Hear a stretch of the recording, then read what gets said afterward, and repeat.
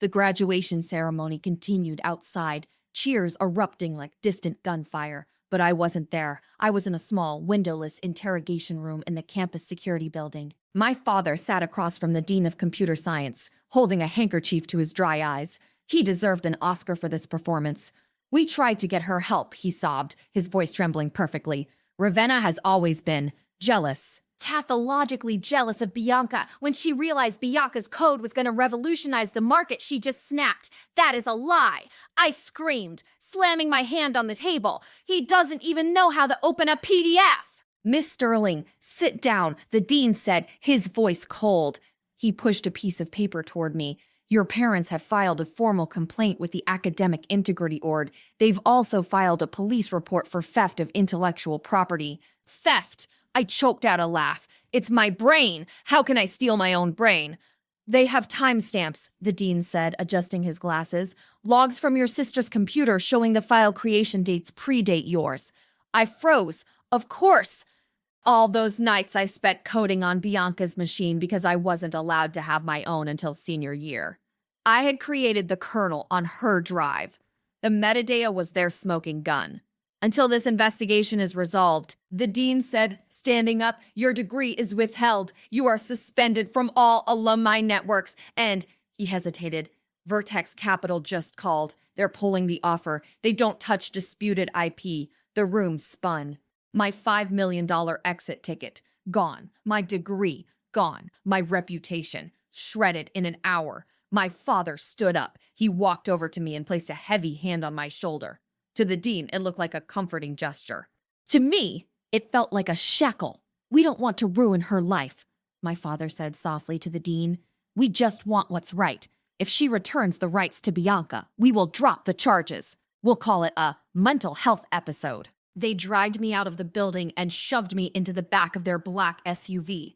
The moment the doors locked, the act dropped. My mother turned from the front seat, her face twisted in a victorious sneer.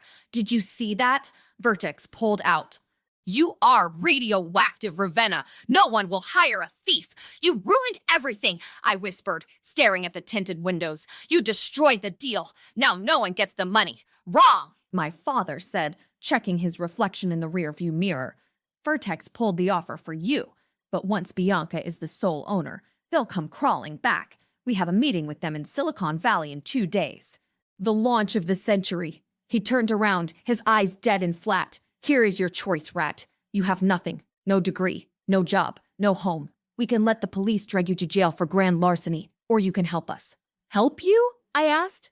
You fix the code, he said. You prep Bianca for the demo. You make her look like the genius you claim to be. If the launch succeeds, we drop the charges. We give you 10 grand and you disappear. You leave the state and never contact us again. I looked at Bianca. She was reapplying her lip gloss, humming a pop song, completely unbothered by the fact that she had just cannibalized my life. I let my shoulders slump. I let the tears finally spill over, fake tears, mirroring the ones they taught me to fake for their family photos. Okay. I sobbed, burying my face in my hands. I'll do it. Just don't send me to jail. Please. My father laughed. See? I told you she'd break. Everyone has a price. He didn't see my eyes behind my hands. They weren't broken. They were calculating. They wanted a launch. I would give them a launch, one the world would never forget. The morning before graduation, the phone rang. It wasn't a casual ring. It was the specific, shrill tone of the landline my father kept for business. I was in the kitchen, scrubbing the floor on my hands and knees because Bianca had spilled her smoothie and didn't want to touch the gross rag. My father answered. I watched his face change. The permanent scowl dissolved into shock, and then into a greedy, predatory grin. 5 million? He repeated, his voice dropping an octave. Yes, of course. We represent the IP. We'll have the papers ready. He hung up. The silence that followed was heavy, like the air before a tornado touches down. He walked over to me. He didn't tell me to stand up. He liked me on my knees. That was Vertex Capital, he said softly. They want the algorithm. They're offering $5 million for the source code. I felt a spark of hope. Maybe, just maybe, if I gave them the money, They would let me go. That's great, Dad. I can pay you back for everything. I can. He kicked the bucket of soapy water. It tipped over, soaking my jeans. You? He laughed, looking down at me with genuine disgust. You think you are getting $5 million? You're a minor to me. You're property.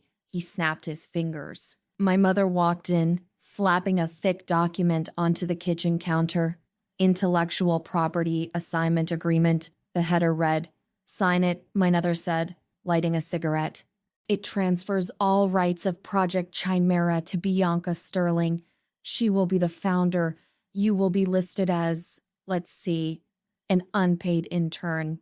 Bianca doesn't even know what Python is, I said, standing up. The water dripped from my clothes onto the expensive tile. It doesn't matter, Bianca yelled from the living room. She strolled in, wearing a silk robe I had paid for with my tutoring money. I'm the face, Ravenna. You're the brain. The face gets the money. The brain stays in the jar. I won't do it, I said. My voice was quiet, deadly. I wrote every line of code. It's mine. My father's face went purple again. You defy me? After I put a roof over your head? You put a cage over my head, I shouted back. My mother didn't scream. She moved with the speed of a viper. She grabbed my laptop, my lifeline, the machine that held my thesis, my code, my freedom, from the counter. Is the code on this? She asked, holding it over the granite island. Mom, don't, I gasped. Please, sign the paper. No, she brought the laptop down. Hard. Crack. The screen shattered. Bits of glass flew across the kitchen, but she wasn't done. She lifted it again and again, smashing it until the keyboard was concave, until the motherboard cracked, until my work was nothing but a pile of plastic and silicon twisted into garbage. Oops, she sneered, tossing the wreckage at my feet.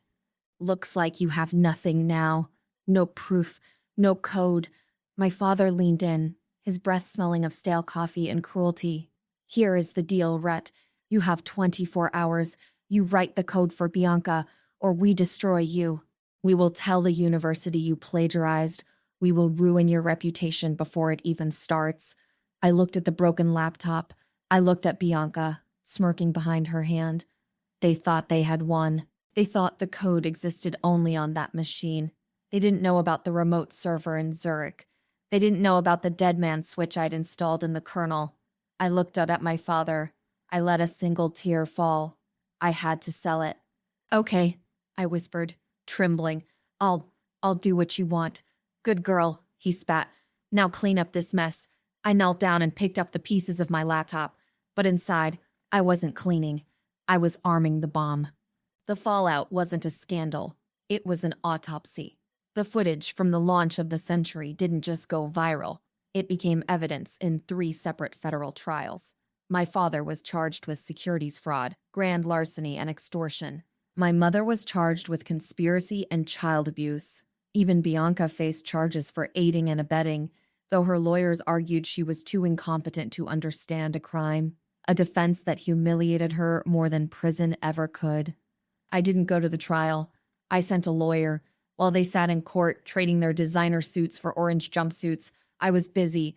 I sold Project Chimera to a competitor of Vertex for $12 million. They didn't care about the family drama. They cared about the code. And this time, the check had only one name on it, Ravenna Sterling. 6 months later, I stood on the sidewalk of my childhood street. It was autumn. The leaves were turning gold, covering the for sale signs that littered the lawn of the Sterling estate. The government had seized everything, the cars, the jewelry, the furniture. The house itself, the red brick fortress where I had been a slave, was up for auction to pay off my father's massive debts. I adjusted my sunglasses and watched a black sedan pull up. A real estate agent hopped out, looking nervous. Miss Sterling? She asked, clutching a clipboard. You're the anonymous buyer? I am, I said. Well, congratulations, she stammered, handing me the keys. It's a beautiful property, a bit stigmatized given the news, but the structure is sound. Are you planning to renovate? Maybe flip it? I looked at the house. I looked at the window of my old bedroom. where I used to sit in the dark praying for a way out. I looked at the kitchen window where my laptop had been smashed. No, I said, I am not renovating. I pulled my phone out and made a call. Bring it in. A low rumble shook the ground. Around the corner, a massive yellow bulldozer appeared, its treads chewing up the asphalt. It rolled up the driveway, crushing the pristine hydrangeas my mother had loved more than me. The real estate agent gasped, Miss Sterling, what are you doing? This is a $2 million home. It's not a home, I said coldly. It's a cage. I walked over to the foreman. He handed me a hard hat. You sure about this, lady? He asked, spitting on the ground. Ain't nothing wrong with the foundation. The foundation is rotten, I replied. Take it all down, every brick, every beam. I don't want a single piece of this place left standing. And what are we building in its place? He asked. I smiled. It was the first genuine smile I had felt in years. A public dog park, I said. Free for everyone. I want dogs peeing on the spot where my father's office used to be. The engine roared. The metal arm of the bulldozer lifted. I watched as the steel bucket smashed into the front porch. Wood splintered. Glass shattered. The facade of the perfect Sterling family crumbled into dust. My phone buzzed in my pocket. A collect call from State Penitentiary. I looked at the screen. Dad. He probably wanted money. Or maybe he wanted to scream at me one last time. Or beg. I didn't decline the call. I didn't answer it. I simply blocked the number. Then I tossed the phone into the hole where the living room used to be, just as the roof collapsed on top of it. I walked away through the falling dust, breathing in the clean, sharp air. I was an orphan by choice, and I had never been richer. I didn't go to the airport. I took a cab to the Palace of Fine Arts and slipped in through a side door used by the catering staff. I stood in the shadows of the mezzanine, looking down at the stage. It was grotesque. A sea of tuxedos, champagne flutes, and desperate ambition. My father had spent every last cent on this illusion. There were ice sculptures, there was a string quartet, and there was Bianca, standing center stage in a white dress that cost more than my entire college tuition, smiling like she hadn't just stolen a life. My father took the microphone. He looked like a king. Ladies and gentlemen, he boomed, his voice echoing off the rotunda. Tonight, the Sterling family gives you the future. My daughter, Bianca, has worked tirelessly in secret for years to build Project Chimera. Applause rippled through the room. The representatives from Vertex Capital nodded approvingly in the front row. They were ready to sign the check. Bianca, my father said, sweeping his hand toward the console, show them the mind of God. Bianca walked to the laptop. She looked nervous, her hand shaking slightly. She didn't know what the code did. She just knew she had to press the big green key I had mapped to the enter button. I leaned against the railing in the dark. Do it, I thought. Press it. She pressed it. The massive IMAX-sized screen behind her flickered. The logo of Project Chimera appeared, spinning beautifully. The crowd gasped. Then the screen glitched. Red static tore through the image. The audio system, tuned to maximum volume, didn't play the soothing ambient hum of a server. It played a voice, loud, clear, undeniable. You think those idiots at Vertex will check the code? They're sheep. We take the $5 million and run. My father's voice. The crowd went dead silent. My father froze on stage, his smile twitching. On the screen, the logo vanished. In its place, high-definition footage from the hidden camera in our kitchen began to play.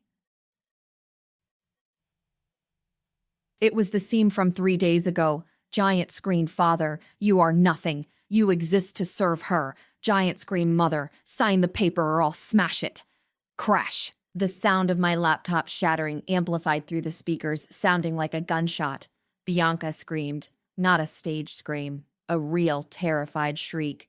She tried to cover the screen with her body, looking tiny and pathetic against the 40-foot image of our mother slapping me across the face. Cut it, my father roared, lunging for the laptop. Cut the power. But Nemesis was designed to lock the hardware. He pounded on the keyboard, but the video kept playing. Now it switched to the financial records, documents I had scanned, fake tax returns, the bridge loan papers, the emails where they discussed paying off a dean to look the other way regarding Bianca's grades. Oh my God, a woman from Vertex whispered into her microphone, which was still hot. They're frauds. The room erupted. Investors started shouting. People were pulling out their phones, live streaming the meltdown. My father grabbed a heavy microphone stand and swung it at the projector, shattering the lens, but the audio kept playing. Bianca is the face. The face gets the money. The brain stays in the jar. My mother was on the floor, trying to crawl away from the glaring lights, but there was nowhere to hide. The Golden family was being dissected live in 4K resolution. Then came the sound I had been waiting for. Sirens. Lots of them. The doors burst open. Agents and windbreakers marked FBI and CC poured into the venue. They didn't need to look for the suspects. They were the ones center stage, bathed in the light of their own crimes. I watched as they cuffed my father. He looked up, scanning the room wildly, looking for someone to blame. His eyes found me. I stepped out of the shadows on the mezzanine, looking down at him. He screamed my name. He looked like a rabid dog, but I couldn't hear him over the cheering of the crowd. Or maybe it was just the blood rushing in my ears. I didn't smile. I didn't wave. I just turned my back and walked toward the exit. The show was over. The next 48 hours were a masterclass in deception. I didn't just play the victim. I became the ghost they wanted me to be. We flew to San Francisco on a private jet my father couldn't afford. I found the loan papers in his briefcase when he was in the bathroom. He hadn't just mortgaged the house. He had liquidated his retirement fund and taken a high-interest bridge loan from a shady lender to rent the venue at the Palace of Fine Arts. He was betting the entire Sterling existence on this launch. In the hotel suite, the atmosphere was frantic. My mother was barking orders at a team of stylists, while Bianca sat in front of a mirror, practicing her CEO face. Neural networks, Bianca mumbled, checking her cue cards. Neural netwebs. Ugh, why is this so hard? Ravi, can't I just say magic computer thingy? No, Bianca, I said softly, staring at the floor. You have to say predictive algorithmic architecture. The investors need to trust you. You say it, then. She snapped, throwing a makeup sponge at me. I can't, I whispered. I'm the thief. Remember? My father walked in, adjusting his cufflinks. He looked like a man standing on the edge of a cliff, convincing himself he could fly. Is the code ready? He demanded. I opened my laptop, a cheap replacement they had bought me at Best Buy. Yes, sir. I patched the kernel. I removed the biometric lock. It's fully automated now. All Bianca has to do is press enter when the prompt appears. I held out the flash drive. It was sleek, silver, and heavy. To them, it was the key to $5 million. To me, it was the detonator. I hadn't just unlocked the code. I had gutted it. I replaced the financial prediction engine with a script I named Nemesis. It was a simple command loop. Upon activation, hijack the venue's AV system, bypass the local firewall, and stream a specific folder of CloudStor video files directly to the main Pride projector in the global live stream. The cabinet firewall, the folder contained 3 years of hidden camera footage from my bedroom, the kitchen, and the basement. Every scream, every slap, every conversation where they called the investors gullible sheep and walking wallets. My father snatched the drive from my hand. He didn't say thank you. He inspected it like a diamond. You see, he said, grinning at my mother, discipline works. She finally learned her place. He turned to me, his eyes gleaming with triumph. You stay in the hotel room tonight. We don't want your sour face ruining the aesthetic. If the demo goes well, I'll transfer the 10 grand to your account tomorrow morning. Then you vanish. I understand, I said. I want the family to be happy. We will be, Bianca said, admiring herself in the mirror, once I'm rich. They left the suite in a whirlwind of expensive cologne and arrogance. The door clicked shut. The silence rushed in. I walked to the window and looked out at the San Francisco skyline. They thought I was beaten. They thought I was cowering in this room, praying for their scraps. I picked up my phone. I dialed the local FBI field office's tip line, a number I had memorized weeks ago.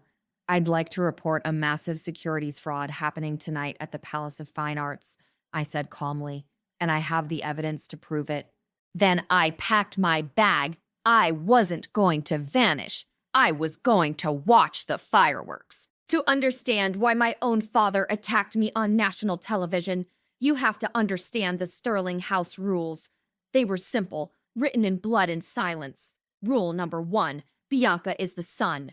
Rule number 2, I am the dirt she walks on. For 22 years, I wasn't treated as a daughter. I was livestock.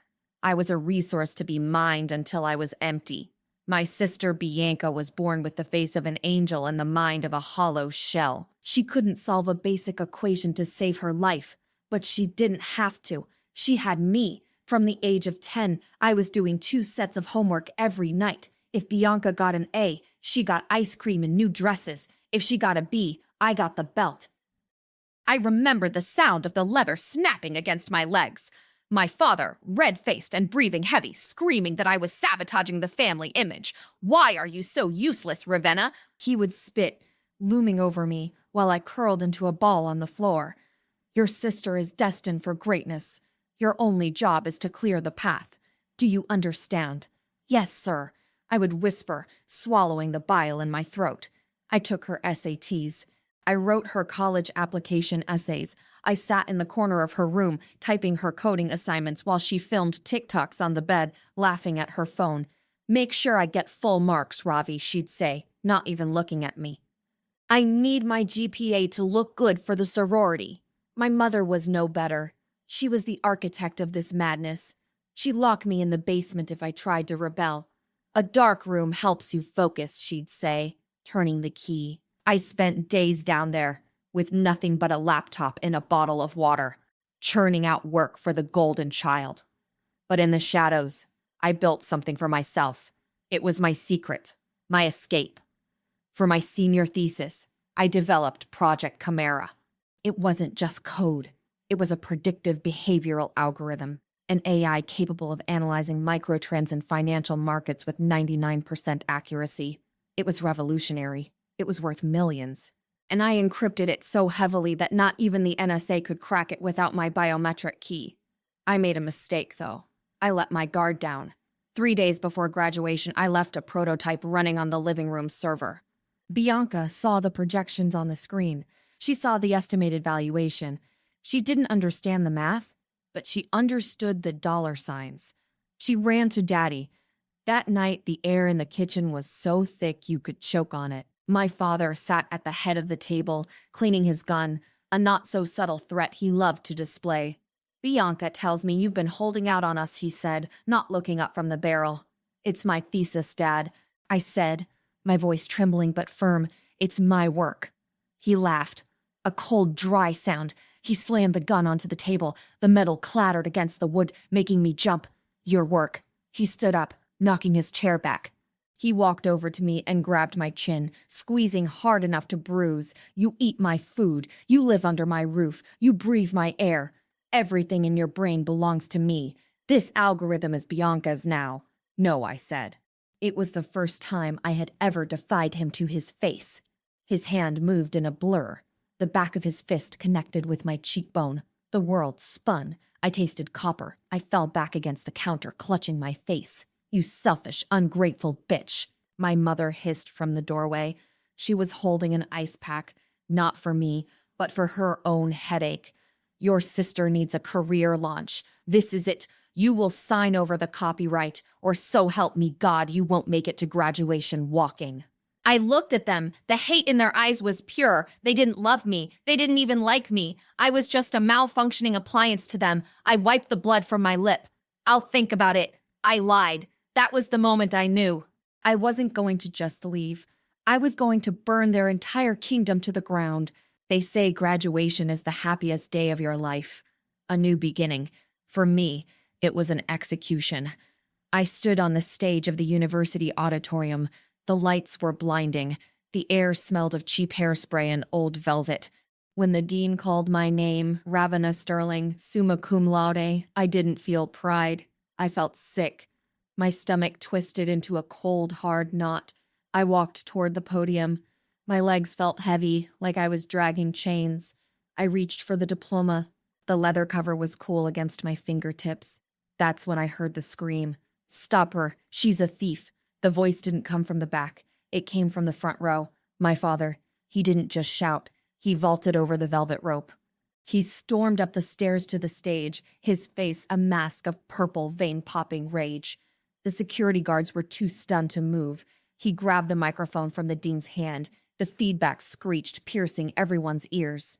"This girl is a fraud," he roared, pointing a trembling finger at me. "She didn't write that thesis. She stole it. She stole everything from her sister." The auditorium went dead silent.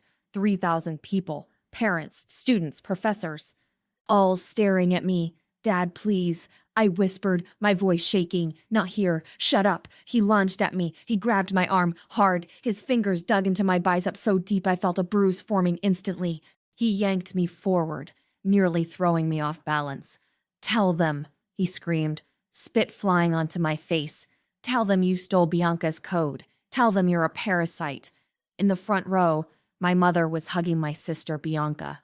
Bianca was crying into a lace handkerchief. But I saw her eyes. They weren't wet. They were dry.